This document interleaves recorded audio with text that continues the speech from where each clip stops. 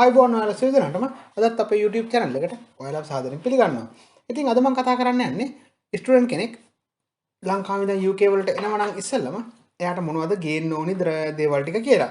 ඉතින් ඔයගොල්ලෝ තාමත් අපේ channel එක subscribe කරලා නැත්නම් අපිට subscribe කරලා පොඩි support එකක් දෙන්න.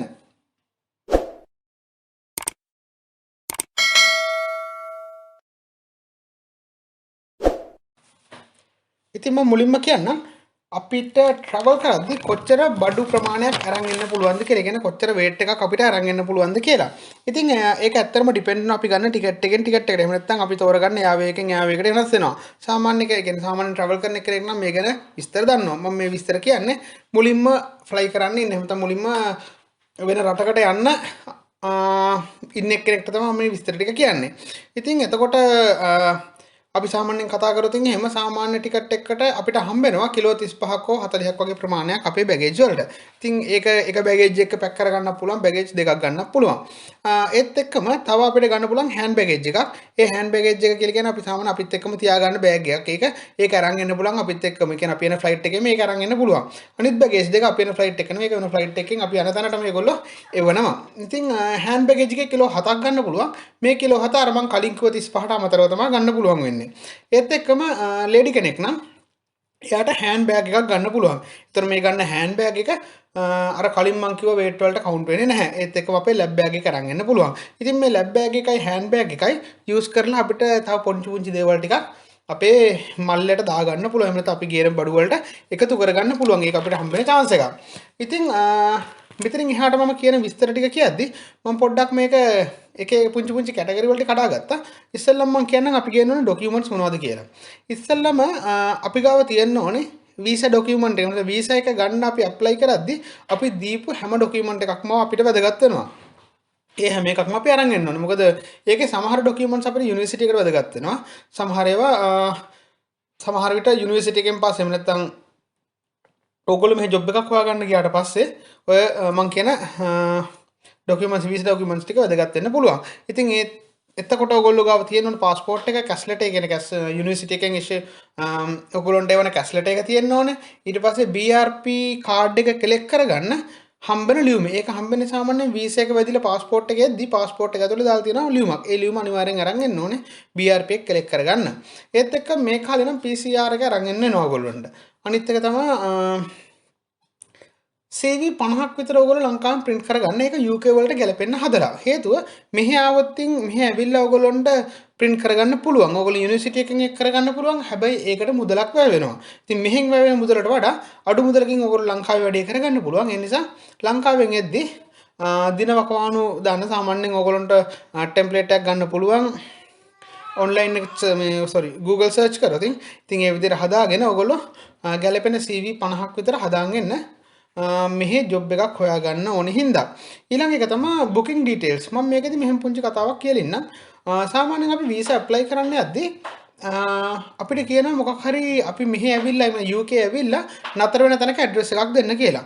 ඒකට ඒගොල්ලෝ අපි සාමාන්‍යයෙන් කරන්නේ ෆ්‍රී කැන්සලේෂන් දෙන හොටෙල් එකක් හරි ඇපාර්ට්මන්ට් එකක් හරි බුක් කරන එක තමයි. කියන්නේ සාමාන්‍යයෙන් ඩීටේල්ස් දෙක විතරයි අපි කරන්නේ. ඒක බුක් කරලා ඒක ඩීටේල්ස් දාන එකනේ. එතකොට සමහර වෙලාවට අපිට ඕක කැන්සල් කරන්න පුළුවන්. එහෙම නැත්නම් ඒක ඔටෝ කැන්සල් වෙනවා. සමහරට අපි හිතන්නේ යන්න කැමතිත් නැහැ. එක්කෝ තියෙන තැනට පොඩ්ඩක් දුර වෙන්නත් පුළුවන්. ඉතින් එහෙම වුණාම අපිට අලුතෙන් තනක් හොයාගන්න ඕනි වෙනවා අපිට අත්‍තරම නතර වෙන්න. ඉතින් ඒ ඕගොල්ලෝ යුනිවර්සිටි එකට ළඟින්ම තනක් හොයාගන්නවා නම් ආන්ගේ තැනේ විස්තර දෙන්න පුළුවන් නම් වීසා එකට ප්‍රශ්නයක් නැහැ. එහෙම නොදුන්නොත් ඉතින් ඕගොල්ලෝ අනිවාර්යෙන් මේ බුකින් ඩීටේල්ස් ටික මෙහි අරන් යන්න වෙනවා. මොකද ලංකාවේ තියෙන ඇඩ්‍රස් ක්‍රමය නෙමෙයි, ඇඩ්‍රස් වල ෆෝමැට් එක නෙමෙයි මෙහි තියෙන ඉතින් චුට්ටක් විතර වෙනස් වෙන හින්දා. මේ මොකද මෙහි හැම ගෙදරකටම හැම බිල්ඩින් එකකටම පෝස්ට් කෝඩ් එකක් මෙහි තියෙන හින්දා. හින්දා අනිවාර්යයෙන් ඔයගොල්ලෝ බුකින් ඩීටේල්ස් අරන් ඉන්න ඕනේ. ඉතින් කාට හරි උවමනා වෙනවා නම් නැත්නම් කාට හරි අවශ්‍යයි නම් මේ වගේ බුකින් ඩීටේල්ස් මොකක් හරි ඇපාර්ට්මන්ට් එකක් හරි හොටෙල් එකක් හරි බුක් කරගන්න මම ඒකට අදාළ ලින්ක්ස් මා ඩිස්ක්‍රිප්ෂන් බොක්ස් එකේ දාලා තියන්නම්. ඉතින් කාට හරි උවමනාවක් තියෙනවා නම් අවශ්‍යයි නම් ඒකෙන් අරගන්න පුළුවන්.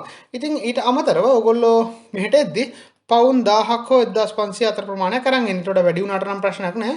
ඉතින් අරන් එද්දි අවම ප්‍රමාණය 1000ක්වත් අරන් එන්න. හේතුව මෙහි සමහර තැන් වල ඔයගොල්ලෝ apartment එකක් හරි එහෙම නැත්නම් room එකක් හරි ගත්තී ඒගොල්ලෝ කියනවා ඩිපොසිට් තියන්න කියලා මාසයක් හෝ මාස දෙකක්. ඉතින් ඒකට අදාළ මුදලත් ඔයගොල්ලෝ ගාව තිබ්බොත් කිසි ප්‍රශ්නයක් නැතුව ඔයගොල්ලන්ට මුල් ටිකේ වැඩ ටික කරගන්න පුළුවන්. අනිත් දේ තමයි පුළුවන් නම් ලංකාවෙන් එද්දි හොයාගෙන එන්න පවුමේ කාසියක්. සාමාන්‍යයෙන් හොයාගන්න ටිකක් අමාරුයි.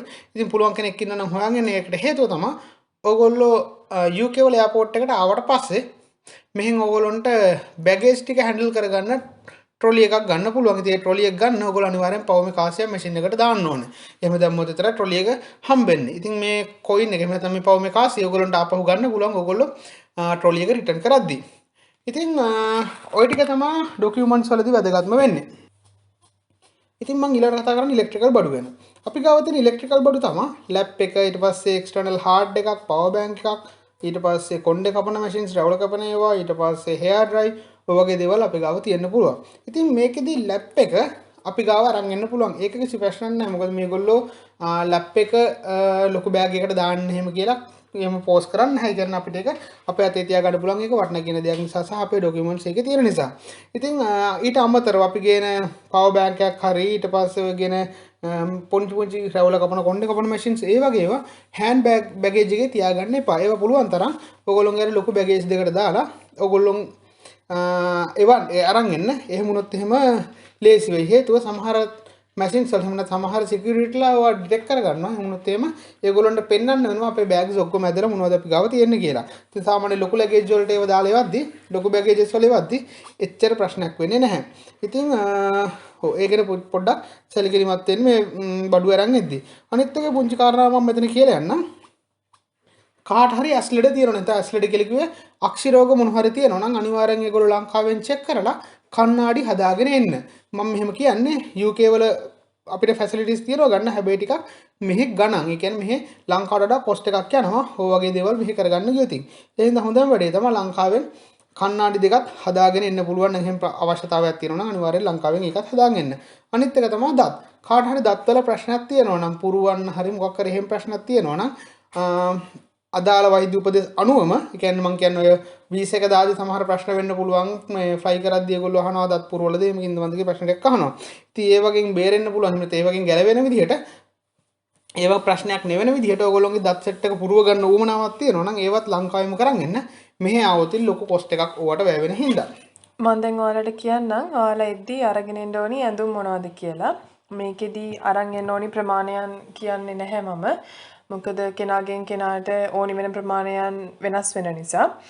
ඒකෙදි ඔයාලා අරගෙන එනකොට winter coat, scarf, ice cap, winter gloves, jersey, dead shoes, thermal kit, bed sheet, bed blanket, pillow, pillowcase, rubber සෙරප්පු දෙකක්, bedroom slippers, socks, underwears, towel, ඊට අමතරව බොයිස්ලාට අත්දිග ටී-ෂර්ට්, අත්කොට T-shirt, bottom, night suit, denim, ජෙන්ට කිට් එකක් මේක නම් ඕනි වෙන්න යුනිවර්සිටි ප්‍රසන්ටේෂන් වලදී ඒක කැමති නම් ඔයාලට අරගෙන එන්න පුළුවන්. බෙල්ට්, ක්‍රීම් ಜಾති අය ගර්ල්ස්ලට බ්ලවුස්, ඔෆිස් කිට් මේ ඔෆිස් කිට් එකත් ගර්ල්ස්ලටත් යුනිවර්සිටි එකේ ප්‍රසන්ටේෂන් වලදී තමයි ඕනි වෙන්නේ. අය අන්ඩර්පෑන්ට්ස් ඊට පස්සේ මේකප් ඔයා මේකප් කරන කෙනෙක් නම් ඔයා ලංකාවෙන් ඉද්දී ඔයාගේ මේකප් බඩු ටික අරන් එන්න. මොකද ලංකාවේ තියෙනවට වඩා හොඳ බ්‍රෑන්ඩ්ස් වලින් ඔයාලට මෙහෙන් මේකප් බඩු ගන්න පුළුවන්. ඒ වුණාට ටිකක් ගණන්. මුලින් ආපු ගමන්ම ලොකු මුදලක් වියදම් කරනවට වඩා ඔයා ලංකාවේ යූස් කරන ඒවා අරගෙන ආවොතින් ඔයාට ඒක ලොකු සහනයක් වෙයි. ඊට පස්සේ ඔයා ජුවලරි යූස් කරනවා නම් ඒ දේවලුත් අරන් එන්න. සමහරු ඇඳුම් වල කලයකට මැච් වෙන ජුවලරි දානවා. ඒ වගේ. ආය ක්‍රීම් ಜಾති. මේ ක්‍රීම් ಜಾති වලදී ගර්ල්ස්ලට බොයිස්ලට දෙගොල්ලන්ටම ඕනි වෙන දෙයක් තමයි ඒ කියන්නේ වින්ටර් එකේදී ගොඩක් වෙලාවලට අපේ ස්කින් එක ඩ්‍රයි වෙනවා. ඒ හින්දා ඩ්‍රයි ස්කින් එකට මැච් වෙන විදිහට බලලා ඔයාලා ක්‍රීම් එකක් ගන්න. ඒක ගොඩක් හොඳ වෙයි. ඉතින් මම මීලන් කියන්නම් කැම ಜಾති ගැන. ඉතින් සමහර කට්ටිය ලංකාවේ ඉඳන් මෙහෙද්දී පර්මනන්ට් තැනක් හොයාගන්න නැතුව එනවා. ඒ කියන්නේ හොටෙල්ස් වලට වගේ වෙනවා. එහම හොටෙල් වලට ආවොතින් එහෙම ඒ එන අයට සමහරට එයා ලංකාවේදී කන්නේ ලංකාවේ කෑම ටික විතරයි නේ. එහෙම නැත්නම් මෙහි කෑම වලට හුරු වෙලා නැත්නම් එයාට මෙහි තියෙන කෑම જાති කන්න ගියොත් ටිකක් අමාරු වෙයි මුල් දවස් ටිකේ. ඉතින් එහෙම නොතින් සහ ඒත් එක්කම සමහර හොටෙල්ස් වල මේගොල්ලෝ කෑම දෙන්නේ නැතුව තමයි, ඒ කියන්නේ රූම් එක විතරයි දෙන්නේ. ඉතින් එහෙම වුණොත් එහෙම ඕගොල්ලන්ට අමතර වියදමක් යනවා. මෙහි කෑම ගන්න ගියොත් සාමාන්‍යයෙන් අඩුම කොස්ට් එක තියෙන හොටෙල් එකක නතරුන තින් ඕගොල්ලෝ ඒ හොටෙල් එකේ පවුම් 15ක් විතර යනවා බ්‍රෙක්ෆාස්ට් එකට විතරක්. ඉතින් අනිත් කෑම වේල්වල ටිකක් ඊට වඩා ගණන්. ඉතින් එහෙම වුණාම ඕගොල්ලන්ට සතියට එක දවසකට පවුම් 60ක් විතර වියදම් කරන්න යනවා ඕගොල්ලෝගේ කෑම වේල්වල තුනට. සහ එතකොට සතියක්වත් හොටෙල් එකේ ඉන්න ඕන තින් ඕගොල්ලන්ට තනක් පර්මනන්ට් තනක් හොයාගන්නකම් හොටෙල් එකේ ඉන්න ඕන තින් ලොකු ගාණක් ඕගොල්ලෝ සතියට වියදම් කරලා කෑම වලට නිකරුනේ. ඒ නිසා හොඳම වැඩේ තමයි ඕගොල්ලෝ ලංකාවෙන් එද්දි ශනික කෑම ටිකක් අරන් එන්න. අනිත් එක තමයි හාල් ඊට පස්සේ ඒ වගේ දේවල් ඕගොල්ලෝ අරන් ආවට රයිස් කුකර් එකක් වගේ ඒවා ලංකාවෙන් අරන් ආවට ඕගොල්ලන්ට හොටෙල් වල උයන්න දෙන්නේ නැහැ. කියන්නේ හොටෙල් වල අපිට එහෙම උයාගෙන කාගෙන හිමින්න හම්බෙන්නේ නැහැ මේ හොටෙල් වල. ඉතින් සරලව පුළුවන් ඒගොල්ලොන්ගේ රූම් එකේ ඉන්න ගමන් අපිට ශනික මොන හරි දෙයක් නූඩල්ස් එකක් ඒ වගේ පුංචි දෙයක් හදාගත්තොත් ඇරෙන්න පාන් පෙත්තක් වගේ මොන හරි කරගත්තොත් ඇරෙන්න ලොකු දෙයක් මේ හොටෙල්ස් වල කරන්න අමාරුයි. ඉතින් ඒ නිසා අනිවාර්යයෙන්ම පොඩ්ඩක් මම මේ පල්ලෙහා කියන ලිස්ට් එකේ චුට්ටක් ඔළුවේ තියාගෙන එද්දි මේ වගේ ටිකක් අරන් එන්න. අනිත් එක තමයි කපල් එකක් එනවා නම් ඒගොල්ලෝ අනිවාර්යයෙන්ම පර්මනන්ට් තැනක් හොයාගන්න ඕනේ. ඒගොල්ලෝ try කරනවා නම් උයාගෙන කන්න. ඉතින් මම මේ පල්ලෙහා කියන බඩු ටිකත් මෙහෙන් අරන් එන්න ලංකාවෙන් අරන් එන්න. මොකද ඒවා ඕගොල්ලෝ මෙහෙ තියෙන තැන් හොයාගන්න ගියොත් මුලදිම ටිකක් වියදමත් යයි. අනිත් එක ඕගොල්ලෝ මේ රට ගැන ලොකුවට දන්නේ නැති නිසා ඒක ඕගොල්ලන්ට ගැටලුවක් වෙන්න පුළුවන්. හොඳම වැඩේ තමයි ටික සතියක් එකමාරක් ඕගොල්ලෝ මේ රට අවිදලා මේ රටේ තොරතුරු හොයාගෙන එහෙම නැත්නම් මේ රටේ තියෙන shops මොනවද, ලංකාවේ බඩු ගන්න පුළුවන් තැන් මොනවද, ඒ වගේ චුට්ටක් idea එකක් අරගෙන ඒවා අඩුවට ගන්න පුළුවන් තැන් මොනවද කියලා හොයාගෙන ඒවා ගන්න යන එක තමයි හොඳ. නැතුනොත් ඕගොල්ලෝගේ සල්ලි ටික අපරාධ වෙයි නිකන් වැඩි මුදලට ගන්න ගිහිල්ලා. ඉතින් මම නිකන් කියන්නම් ඔය ශනික ආහාර වලට ගන්න මැගි නූඩල්ස් බිස්කට් ඊට පස්සේ කල් තියා ගන්න පුළුවන් කෑම මොන හරි chili paste වම්බටු මෝජු කරවල බෙදුම් වගේ වරන් එන්න. ඊට පස්සේ සමපෝෂ කිරිපිටි අවශ්‍ය නැහැ. ඉතින් කවුරු හරි කිරිපිටි වලට හුරු වෙලා ඉන්න කෙනෙක් ඉන්නවනම් කිරිපිටි එකක් අරන් එන්න. එහෙම නැත්නම් මෙහෙ ෆ්‍රෙෂ් මිල්ක් ගන්න පුළුවන් ඕනම තැනක. ඕනම තැනක් කියලා කිව්වේ පුංචිම කඩේක වුණත් මෙහෙ ෆ්‍රෙෂ් මිල්ක් තියෙනවා. ඉතින් සීනි ටිකක් ඊට පස්සේ ටී බෑග්ස් ටිකක් කොෆි එකක් ඊට පස්සේ කොෆි පැකට් එකක් මිරිස් කුඩු 3-5 ජෑම් ඊට පස්සේ ඔය වගේ පුංචි බඩු ටිකක් ඕගොල්ලෝ එද්දි අරන් ආවොත් ඉතින් ඕගොල්ලන්ට මෙහෙ සතියක් එකමාරක් කිසිම වියදමක් නැතුව ඕගොල්ලෝන් ගෙනාපු දේවල් වලින්ම ජීවත් වෙන්න පුළුවන්. ඉතින් රයිස් කුකර් එක ගැන මම පොඩ්ඩක් මෙතන කියලා යන්න. සාමාන්‍යයෙන් ලංකාවෙන් එද්දි හලිවලන් උස්සන් එන්න ඕනේ නැහැ. මොකද ඒක අරන් එද්දි ඕගොල්ලොන්ගේ weight එකත් වැඩි වෙනවා. එතකොට ඒක අපරාධය. මොකද මෙහෙ ඇවිල්ලා ඕගොල්ලන්ට අඩු මුදලට රයිස් කුකර් එකක් ඊට පස්සේ හැලි බලන් ටික මෙහෙන් හොයාගන්න පුළුවන්කමක් තියෙන හින්දා. මොකද සමහර තැන්වලදී ඕගොල්ලෝ ඉන්නේ අපාර්ට්මන්ට් එකක් හරි ඕගොල්ලෝ පර්මනන්ට් ඉන්න තැනක් තෝරගත්තොත් සමහර කට්ටිය හැලිවලමුත් එක දෙන වෙලාවල් තියෙනවා. සමහර කට්ටිය නම් කිසි දෙයක් නැතුව දෙන්නේ. ඉතින් නිකන් හරි අර හැමදේමත් එක්ක හම්බුනොත් ඉතින් ඕගොල්ලෝ ගේන දේවල් වල අපරාධය ඊට අමතරව ඕගොල්ලෝ වෙන මොන හරි දෙයක් ඒ බර වෙනුවට දාන් එන්න තිබ්බ chance එකක් තමයි ඕගොල්ලෝ නැති කරගන්නේ.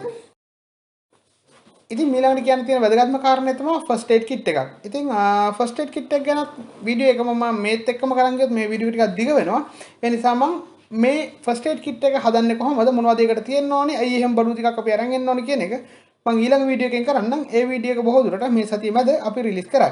ඉතින් අද වීඩියෝ එක බලපු හැමෝටම ස්තුතියි. ඉතින් ලබන සතියේ නැත්තම් ඊළඟ වීඩියෝ එකෙන් හම්බ වෙනකම් ඔයගොල්ලෝ හැමෝටම සුබ සතියක් ජය වේවා.